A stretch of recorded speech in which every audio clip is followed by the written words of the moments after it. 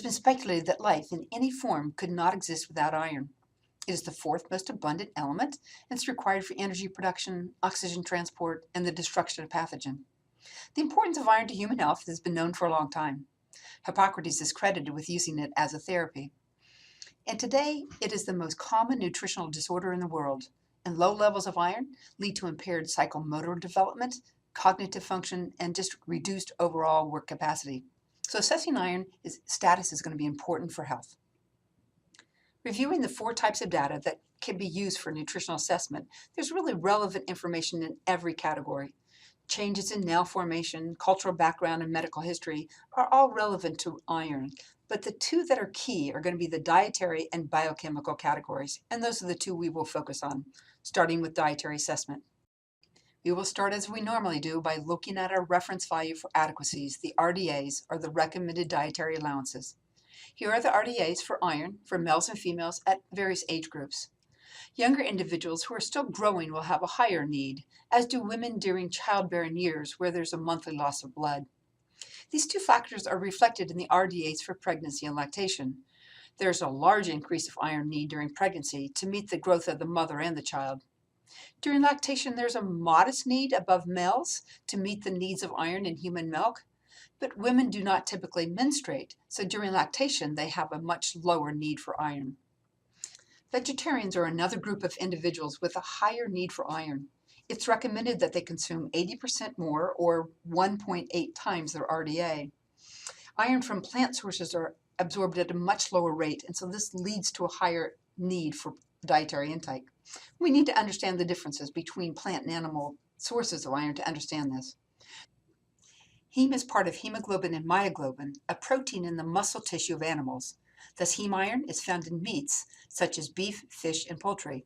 There is no heme in plant foods.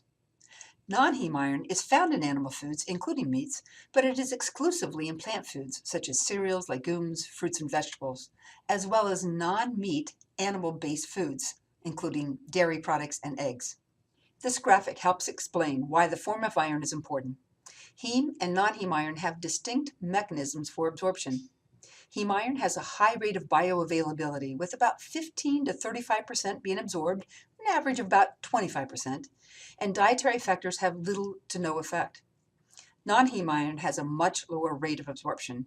It can range from 2 to 20%, but it's usually at that lower end, and it's strongly influenced by the presence of other food components. For example, fiber and tannins and teas will reduce absorption, while vitamin C in the presence of meat, fish, and poultry increase the rate of absorption. It should be noted that non-heme iron is absorbed at this lower rate, but generally contributes more overall to the iron intake because there's more non-heme iron in our diet. So when considering someone's RDA for iron, we think not only about the total amount of iron that's in the food that's consumed, represented here in the blue bars, but also the amount that is absorbed, which is represented in the yellow bars. So those are some factors to consider when thinking about the amount of total iron someone need to consume.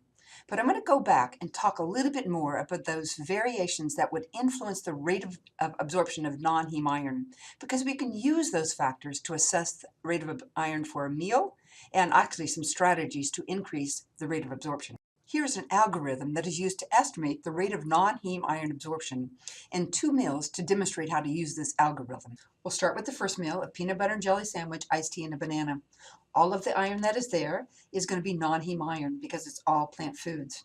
If we look up at the algorithm, we need to look at the amount of meat, fish, poultry, and the amount of vitamin C. There's no meat, fish, and poultry in this meal, but there's a bit of vitamin C, 14 milligrams.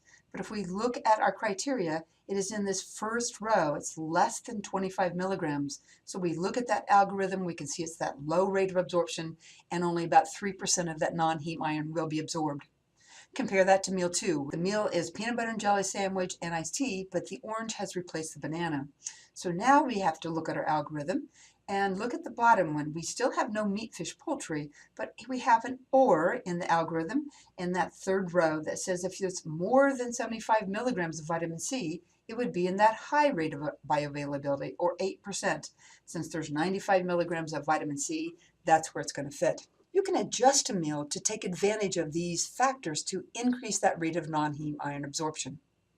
I've stated a lot of different rates of iron absorption. So I'm going to summarize them again just to identify where we are with this.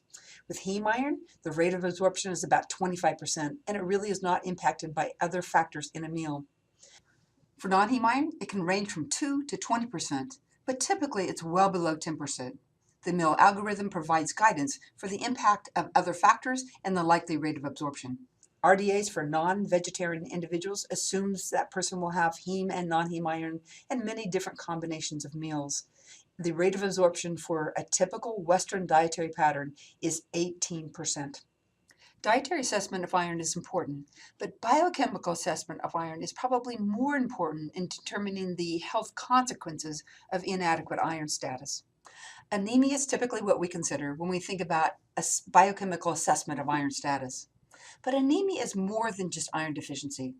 A general definition of anemia is just the condition of reduced quality and number of red blood cells. And here's a graphic depicting all the different types of nutrients that can actually lead to a negative impact on red blood cells.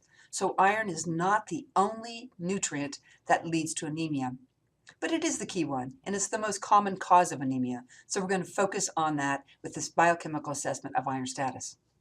Red blood cells make up about 40 to 45% of blood and contains hundreds of thousands of hemoglobin molecules. When there's a low level of iron, this limits the production of hemoglobin, thus limits the production of red blood cells. Low hemoglobin, then, is a marker for anemia and is the condition most commonly linked with inadequate iron. Yet negative health consequences from iron deficiency occur well before we see anemia. It is helpful to understand the key proteins of iron metabolism so we can understand the changes in the stages of iron deficiency. Here's a great graphic to look at the overview of iron metabolism and to understand the key proteins that will be used in biochemical assessment of iron status. To start with, let's just think about that iron balance. We've talked about dietary and the idea of the lower rates of absorption. So we see that information again here. Typically, we're taking in 10 to 20 milligrams in our diet, but we're only actually absorbing 1 to 2 milligrams per day. Compare that to output. We have no physiological mechanism for excreting iron, so we're really just looking at that loss from the daily loss of epithelial tissue such as skin. So that's about the 1 to 2 milligrams that's going to be in balance with our intake. Looking at the proteins that are key for this metabolism, we have 3. We have transferrin, which is going to be the transporting protein of iron, ferritin, which is where we store iron, and finally hemoglobin, which is a functional molecule that contains iron as a part of its structure. These 3 proteins are going to be used to assess the 3 stages of iron depletion. This graph shows how these various proteins of iron metabolism change as we go through stages of iron depletion. Stage 1 is going to be the depletion of iron stores. Ferritin is our molecule for iron storage. Typically, ferritin is found in our liver and spleen, but small amounts of it are found in our blood. And even though circulating ferritin is essentially free of iron, it contributes to the iron storage overall and is important to provide a precise quantitative measure for the total iron that we have in storage, meaning that when we have depleted iron stores, we will have low levels of serum ferritin. As we move to the second stage, it is called iron deficiency without anemia. Our serum ferritin remains low and will throughout these stages, but the next thing that's going to happen, though, will be a rise in the amount of transferrin and a drop in the transferrin saturation. Transferrin is a transport molecule, so I like to think about it as the body's trying to help. It's increasing that protein that could actually transfer it from the various tissues, even from the GI tract. And if there's not any iron there, because we're still on this progression of iron depletion, the percent saturation goes down. On a lab report, frequently transferrin is described as iron binding capacity, and the percent saturation is going to be also called just percent saturation rather than transferrin saturation, but they're measuring the same thing. That second stage, it's our body's trying to help. It's raising the transferrin level. It's raising that total iron binding capacity, but the percent saturation will go down. There's just not iron being consumed. We're continuing on our stages of depletion. We now move to that third and final stage of iron depletion, where we have a drop in the functional molecule of hemoglobin. Each stage we can monitor by these various proteins. A drop in ferritin is a drop in depletion in the amount of iron stores. A change in transferrin, both in the increase in the total iron binding capacity and a drop in the transferrin saturation is indicating the body's trying to help, trying to figure out a way to absorb more of that iron you are consuming.